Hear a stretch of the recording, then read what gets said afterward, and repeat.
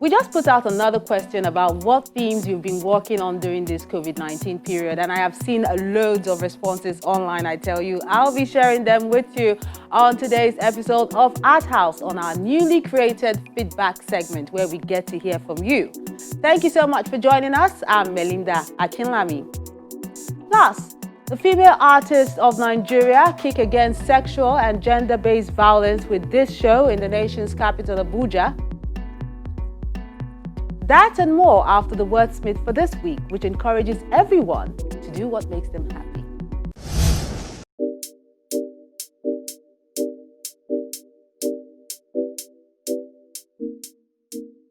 Our wordsmith this week is Ezi Ade with Heal Your World.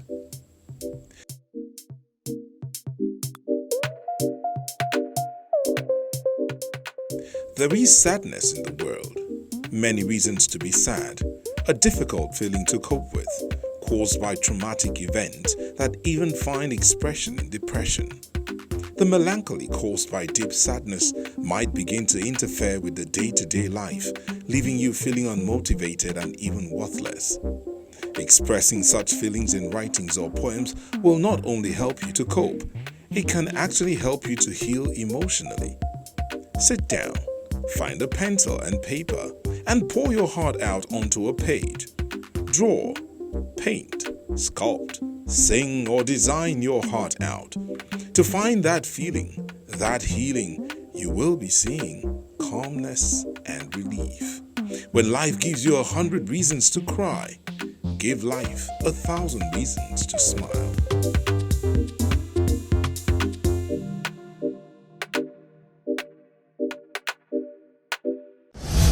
You know what they say, when life gives you lemons, make lemonade. Thanks, Ezi Ade, for that reminder as we try to do what makes us happy while calling attention to the ills in the society, just the way these female artists are doing at this group exhibition in Abuja.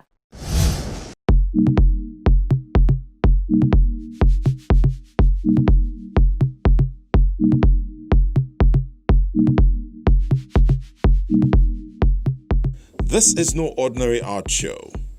It's to raise awareness on sexual and gender-based violence, put together by the Female Artists Association of Nigeria at the Nsibidi Art Gallery in Abuja.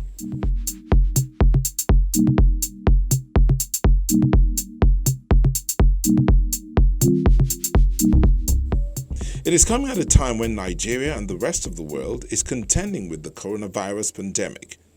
This informed the use of face masks by the attendees. Like today, we had to, we went by all the NCDC rules. We made sure everybody had their mask.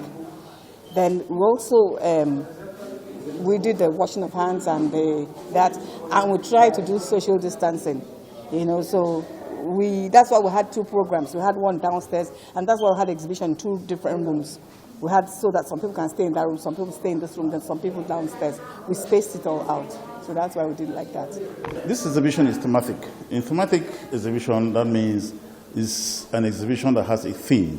It is not broad-based. It's thematic, tilted towards a particular topic, that is dehumanization of the female gender, which has to do with rape in this case.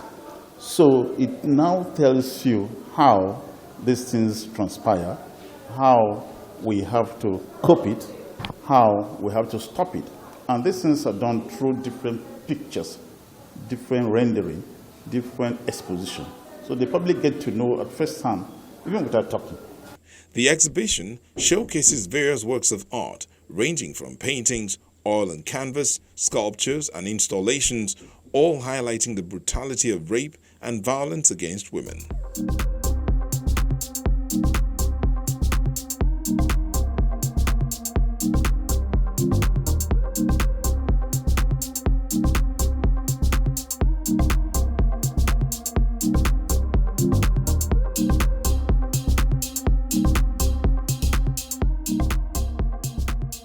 Today's exhibition is basically on gender equality, domestic violence, and rape, and all of that.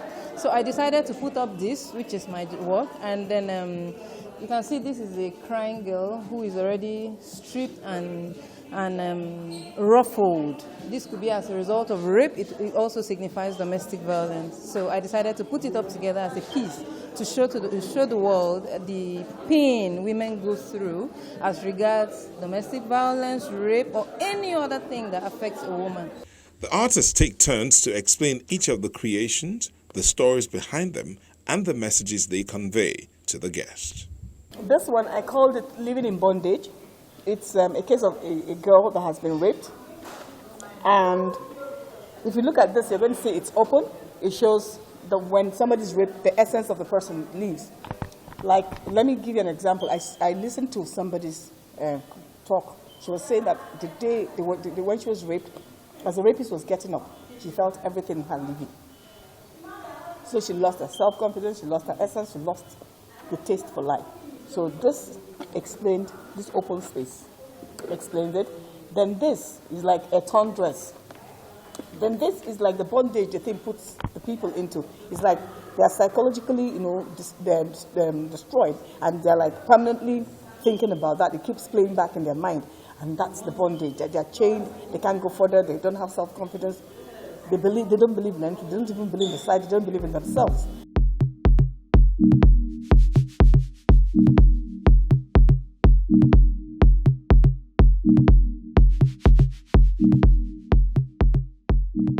This is a very effective communication tool because, everything that happens, when you're talking about sexual and gender-based violence has been put in the form of a painting. It tells the story of the pain that women, boys, and girls go through every day. And then at the end of the day, it tells you that there's still hope and the victim is now victorious. The shame should go to the perpetrators and not the victim. It gives hope. It's like a story. It tells you that there's hope. There's light at the end of the tunnel. And at the end of the day, the perpetrators will be punished. And that's exactly what we are trying to do. So people should learn to come out and tell their stories. There's nothing to be ashamed of. If you're a victim of sexual or gender-based violence, just tell your story as it is. Because that is a sure way to get healing. When you tell your story, you get healed. And at the end of the day, you become victorious. You get counseling, and then you move on with life.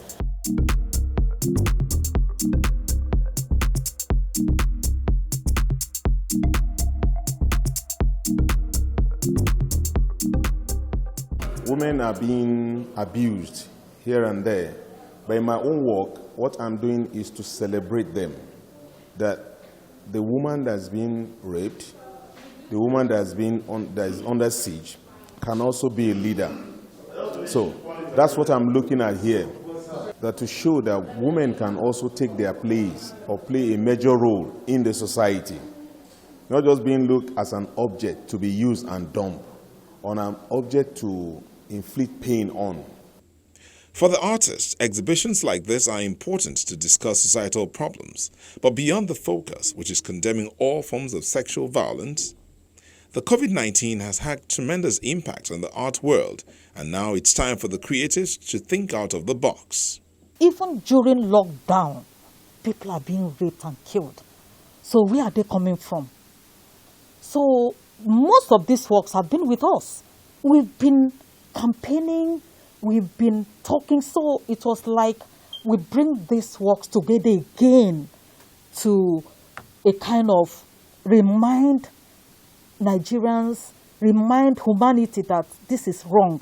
We don't need to wait for 16 days of activism. In the world of art, we do not really need, or I wouldn't really say that we will be 100% affected, because you can do a piece you have to do, you can put it up on social media and you get a buyer, you can ship it to the person, but again, when it comes to exhibitions, we have to limit the number of people that turn up for exhibitions. So with that, we could have potential buyers, and that could hinder a lot of potential buyers. It could hinder money coming in the art world and all of that. So I really want the art world to go digital, as well as other things are going now.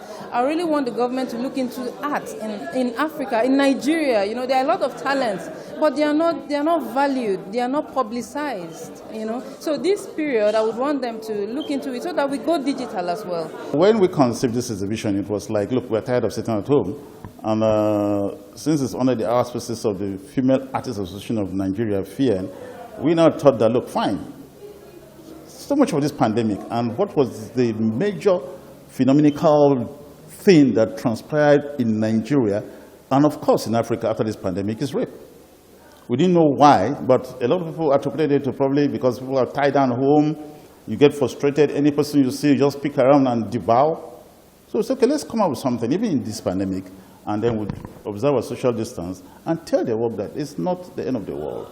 Everybody should come and listen to what the artists have to say by depicting the act of dehumanization of the female Homo sapien in the different work of arts.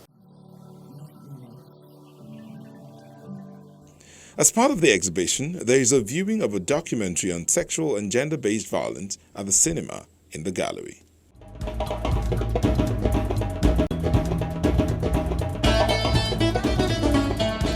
Those issues shouldn't be swept under the carpet, and I'm glad the female artists are taking a stand condemning it with their works of art.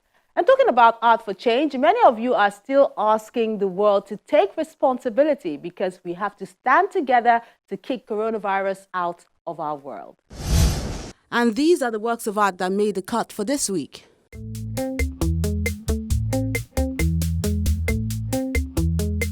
Of the works of art you sent in this week, let's begin with this one, which is a series. It's called Lockdown, done by Ario Adeyemi with Mixed Media.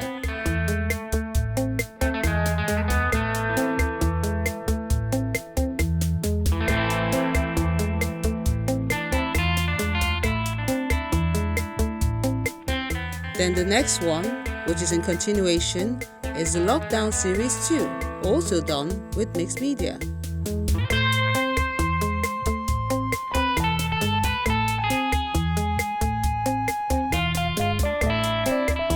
Steve Aka has this one called The First Responders, which is dedicated to all the health workers in the world and those suffering from coronavirus.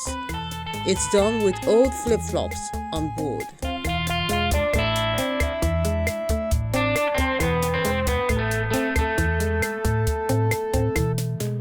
Then Femi Ogukombi has this one he calls Take Responsibility, an oil fabric and plastic candle on canvas piece.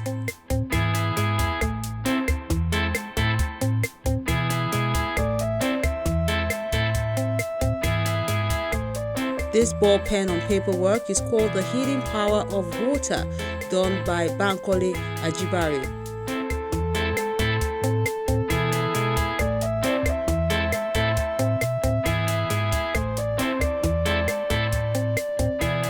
Then Praise Art says, in the midst of all the sadness, we should try to do something that makes us happy with this post-COVID-19 joy work, which she did with graphite and charcoal on paper.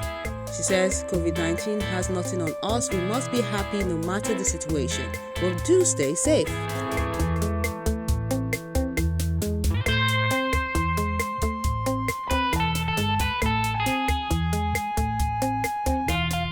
Then Michael has this one he calls Unspoken Words. It's done with acrylic on canvas.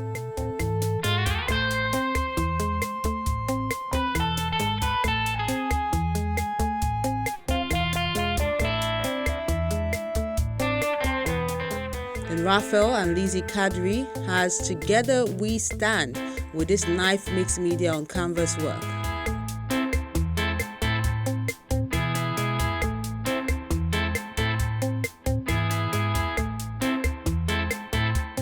And while we stand together, Bimbo is saying we should tailor the world because the pandemic has made us realize that we are united more than ever before. So the world is indeed a global village.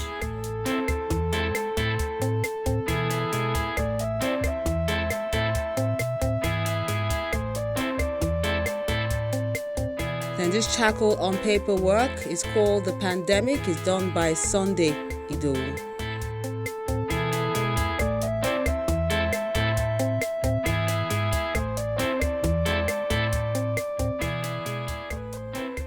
And those are the works of art you sent in this week. We appreciate you for sending them in, and we encourage you to keep them coming.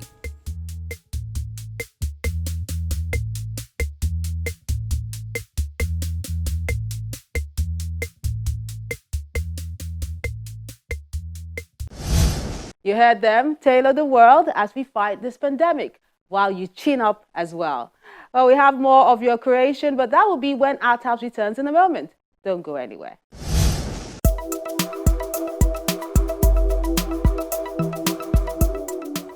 You cannot live a normal existence if you haven't taken care of a problem that affects your life and the lives of others.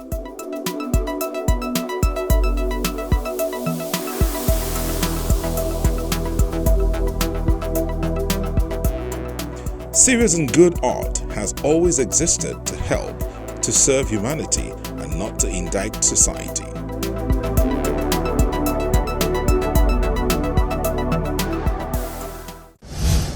Now to more of your online images and videos you sent on our various social media platforms.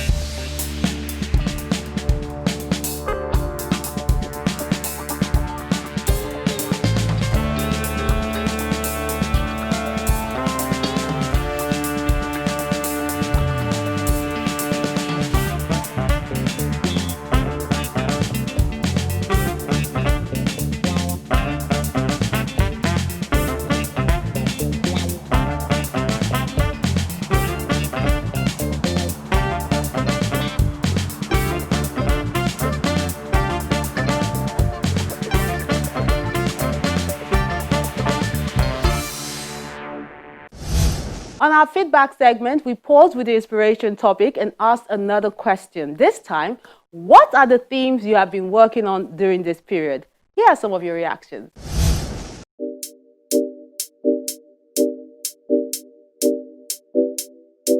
This is from Michael. A world of peace. I wish things were better than they are currently.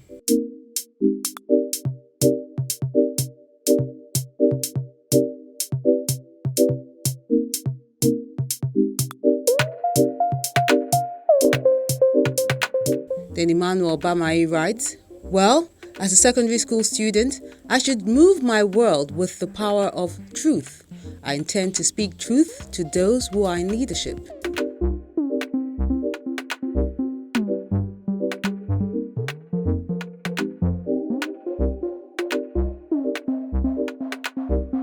While Dauda Yusuf says, we must learn from our past, move on by correcting our past errors.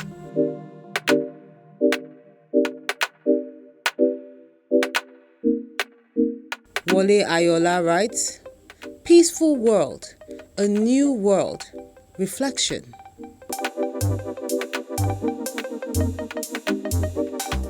Then Shino Omotunde says, remake the world.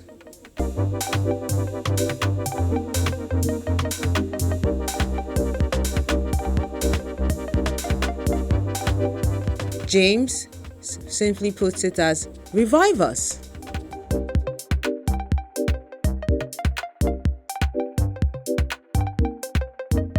Then finally, Benjamin Issa writes, unpredictable, that's what the year 2020 seems like to me. A year full of surprises, unthinkable realities and drama, which I capture with my art.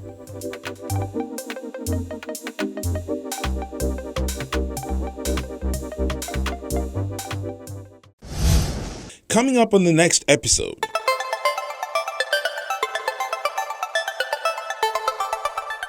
We see more images and videos which you have put on our various social media platforms.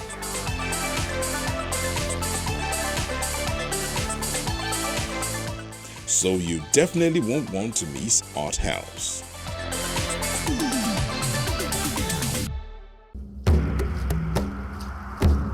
Your ArtHouse experience doesn't have to end when the show's not on television. Interact with us on any of our social media platforms.